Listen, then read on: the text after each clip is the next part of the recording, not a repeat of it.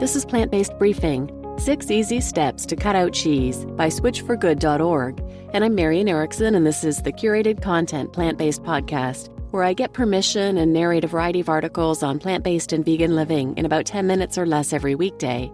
And today's article is from switchforgood.org.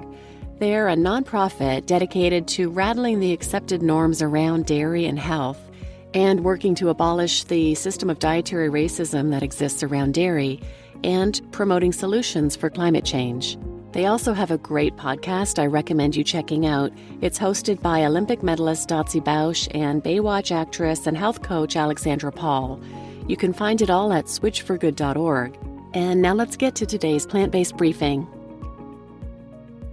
6 Easy Steps to Cut Out Cheese by switchforgood.org. The mere idea of cutting out cheese completely is daunting for many. The psychology is similar to the old trope. When someone tells you not to think about the purple elephant, all you think about is the purple elephant. We get it. When cheese is a staple in your diet and you think about giving it up, the mind instantly runs through all the things you can no longer have. But cutting out cheese isn't about restriction, and it's not about going cold turkey. When done the right way, cutting out cheese isn't a big deal. And as hard as it may seem right now, you won't miss it. Here are 6 easy steps to cut out cheese. Number 1, start small. Relax, you don't have to throw out all the cheese in your kitchen. Some people do well going the all-or-nothing route, but for most, it ends up backfiring and you're back to square one. For lasting change, it's best to start ridiculously small. The effort needs to be easy so that the next step doesn't seem scary. This first step needs to seem totally attainable. For example, the first week, keep eating all the cheese you normally do, but swap out cheesy chips or crackers for a non-dairy flavor. Snack on peanut butter puffs instead of cheese puffs, wheat crackers instead of Cheez-Its, pretzel goldfish instead of original goldfish. You get the idea. The following week, order a regular veggie burger instead of a cheese-topped veggie burger, or opt for tacos instead of a quesadilla. Just change one thing at a time. Here are a few more simple ideas to cut out cheese little by little. Skip the Parmesan when you're making homemade pesto. Here's a great recipe linked here. Order cold sandwiches with yummy roasted veggies instead of sandwich melts. Limit cheese to just one item with every meal, i.e., avoid cheese enchiladas with cotija-topped black beans. And eliminate cheese from one meal a day, like breakfast. Number 2, use alternatives. Guess what? You actually don't have to give up cheese at all. You just have to swap out the source. Instead of cheese made from animal excretions, try cheese made from plants. Dairy-free cheese has come a long way in the last few years. Admittedly, some brands still aren't great. However, several innovators have really perfected the craft, and quality plant-based cheese is more accessible and delicious than ever before. There are stellar dairy-free alternatives for every kind of cheese, from sliced and shredded to saucy and creamy. Supermarkets are stocked with a wide variety. Even Walmart carries its own brand of vegan cheddar shreds, and there's always a plethora of options online. Here are a few brands we love. Miyokos has a variety of cheeses. Julesfoods has a specialty brie. Loca has a queso. Violife has a variety of cheeses. Parmela has a variety of cheeses, and srimu has gourmet cheese. Number 3, keep trying. Don't get discouraged if you try a dairy-free cheese and don't love it. Not all dairy-free cheeses are created equal. There's even some variation within brands themselves. You may love the non-dairy sharp cheddar, but not be a fan of the feta, for example. This isn't unique to dairy-free cheese. For example, you could be obsessed with Ben & Jerry's cookie dough flavor, but hate the Cherry Garcia. Keep trying until you find something you really enjoy. Life is too short to settle for subpar cheese. Number 4, expand your palate. Sure, cheese tastes great, but it's not the only food that can make your eyes roll back with pleasure. A few natural foods offer a similar umami experience without any dairy. Introducing nutritional yeast. Wonderful food, horrible name, we know. Colloquially called nooch, these protein-packed yellow flakes add a cheesy flavor to whatever you're cooking. Try adding it to steamed or roasted vegetables, hello cheesy broccoli, salads, or pastas.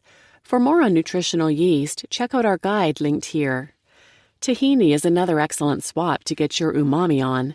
No, it doesn't taste like cheese, but it's wonderfully nutty and savory and makes a great addition to grain bowls, salads, wraps, sandwiches, and veggies. You just need a drizzle to experience the flavor.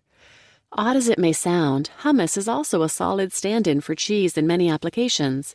Ever tried hummus dolloped and baked onto a pizza? It offers that same creamy texture of fresh ricotta. Hummus is also terrific when grilled into a vegetable quesadilla or spooned onto a Buddha bowl. Don't knock it till you've tried it. Number 5, shake up your takeout routine. There are certain cuisines that rely on cheese more heavily than others: Italian, Mexican, American, etc. When you're just starting to cut out cheese, you don't want to place yourself on the road to temptation. Instead of these cheese-heavy options, choose a cuisine that is less reliant on cheese, such as Japanese, Chinese, Ethiopian, Thai, or Indian. Just avoid the paneer. You'll find that many foods actually taste better without cheese. And number 6, fill up with tasty, nutrient-dense foods. Cheese often fills a hole, whether that be nutritional or emotional. However, if you load your diet with satisfying foods, there won't be a gap for cheese to fill.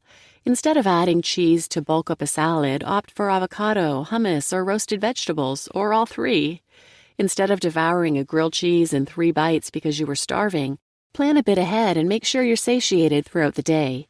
When our bodies are nourished, they don't need to send those ravenous hunger cues or trick you into thinking you're hungry when you're not. Trust in the power of momentum. When you eat healthier, you're likely to naturally continue down that path. You can cut out cheese, and it can be a liberating experience. Need more hands-on help? Email info@switchforgood.org and we'll guide you through. You just listened to 6 Easy Steps to Cut Out Cheese by switchforgood.org, and I'm Marian Erickson, host of Plant-Based Briefing. And I would add one more step to this, what I think is a very important one. Find out about the cheese industry. I was vegetarian for almost 20 years and had no idea that dairy and eggs were so cruel. I was a vegetarian for the animals, I thought, and thought there was no harm in eating dairy. I wish someone had told me before. I remember about 5 years in, I met a woman who was vegan, and she was telling me how you don't need cheese, you can make vegan mac and cheese with nutritional yeast, and there's vegan butter. And I was listening, and smiling politely, thinking, well, that's nice. But I didn't understand there was any reason to do so. I didn't even ask her why she bothered, and she didn't tell me. So it really had no impact on me, and I just remembered it this morning, actually. And I look back now and realize she was trying to be an advocate and help me to go vegan, but I was missing the why. So what I would add to this list is educate yourself. Find your why. I'll link all of these resources, but you can start with switchforgood.org. They have a menu item on the top left called Why Ditch Dairy, and they have a bunch of resources there, including information on food justice. Watch the short YouTube video called Dairy is Scary. Listen to the Hope for the Animals podcast. She has 2 episodes on dairy. Her Reason for Vegan series number 6 is on conventional and humane cow dairy. And Reason for Vegan series number 7 is about the goat dairy industry. And you can listen to this podcast, episode 57, where Switch for Good interviewed a former dairy farm worker who is now vegan and an animal advocate. And if you prefer documentaries, watch the documentary Dominion. They have a segment on dairy, and you can watch it for free at watchdominion.com. So dairy is not only incredibly unhealthy, it's also probably the most cruel form of animal agriculture. Because it is the meat industry, all dairy cows end up being slaughtered for meat at a fraction of their normal lifespan, but they're abused and tortured first, repeatedly impregnated, bred to have excessive, uncomfortable amounts of milk. Every single baby is stolen when they're born. It's just a horrible industry, so please find out why and then follow these tips to help you make the switch. And please share this episode with anyone who might benefit. Thanks for listening.